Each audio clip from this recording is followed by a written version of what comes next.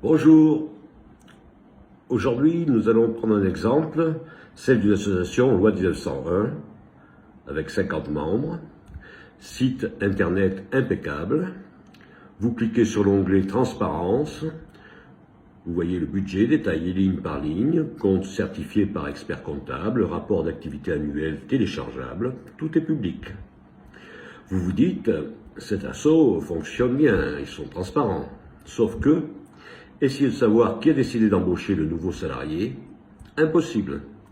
Essayez de savoir qui a proposé le nouveau projet, mystère.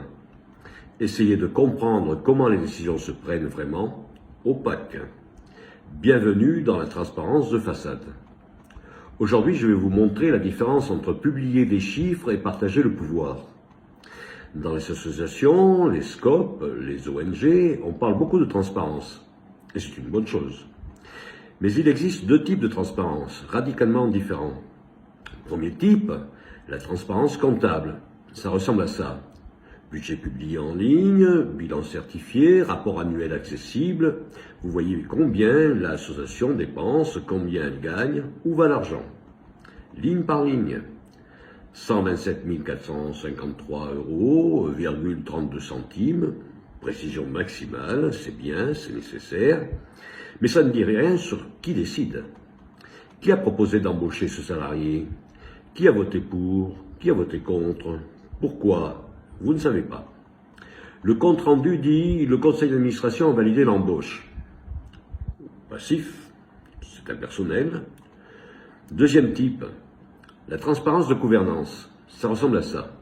Le 23 février, Marie propose d'embaucher un chargé de communication à temps partiel, argumentaire détaillé, débat au conseil d'administration, Pierre objecte, le budget est serré, Sophie répond, on a des subventions qui arrivent, vote, 12 pour, 3 contre, 2 abstentions, décision adoptée. Là, vous savez tout. Qui a proposé, pourquoi, qui a objecté, comment ça s'est passé. C'est la transparence de gouvernance. Et voilà le piège. De l'extérieur, les deux associations affichent transparence totale, mais ontologiquement, c'est l'inverse. En socio-ontologie civique, la transparence comptable, sans transparence de gouvernance, est un marqueur de fausse immanence. Rappel rapide. Fausse immanence, c'est quand le discours dit « vous décidez », mais la réalité dit « quelques-uns décident ». Et la transparence comptable, seule, est un outil parfait pour masquer ça. Concrètement, comment le détecter? L'ICC, c'est-à-dire l'indice de conatus collectif, mesure 3 choses. Indicateur 1, la dimension orientation. Dans un collectif en transparence de façade, l'orientation tombe sous 30 sur 100. Personne ne sait qui a proposé le nouveau projet, les décisions émergent sans auteur identifiable. Vous entendez, on a décidé de faire ça.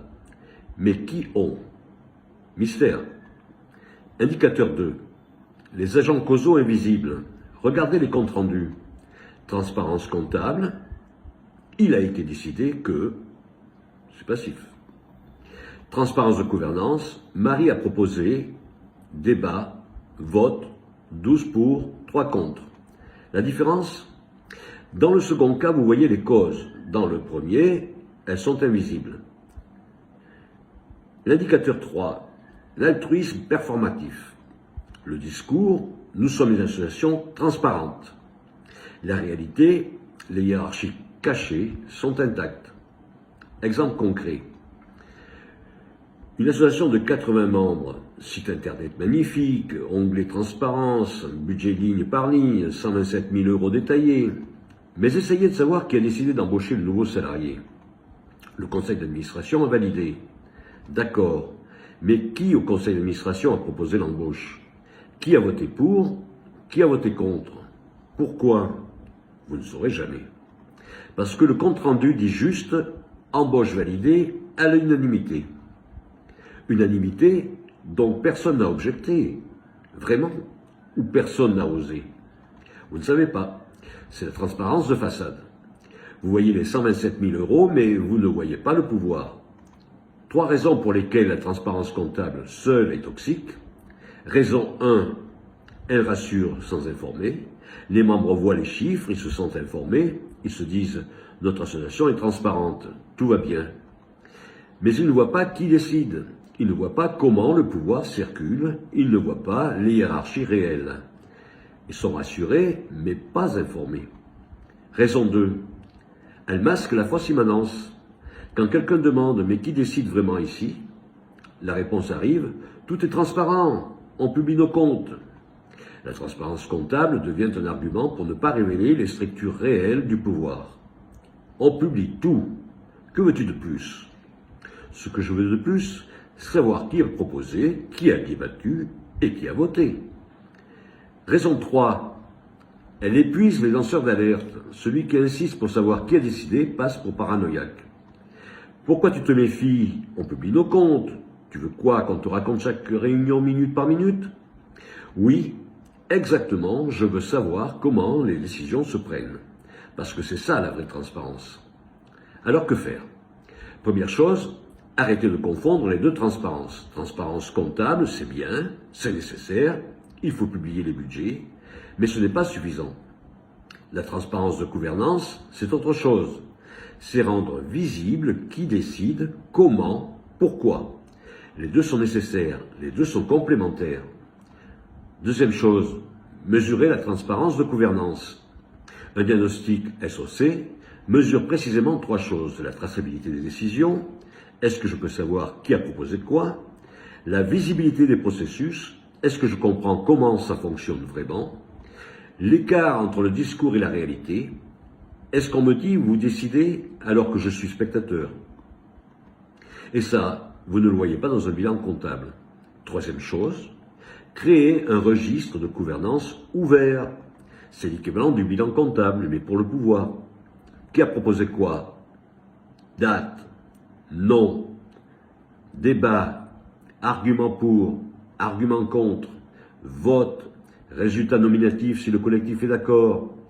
Ce n'est pas pour fliquer les gens, c'est pour rendre visible ce qu'il est déjà dans les collectifs qui fonctionnent bien. Dans un collectif sain, tout le monde sait qui a proposé le dernier projet, tout le monde se souvient du débat, tout le monde connaît le résultat du vote. C'est juste que ce n'est pas écrit. Le registre de gouvernance, c'est juste mettre par écrit ce qui existe déjà oralement dans les bons collectifs.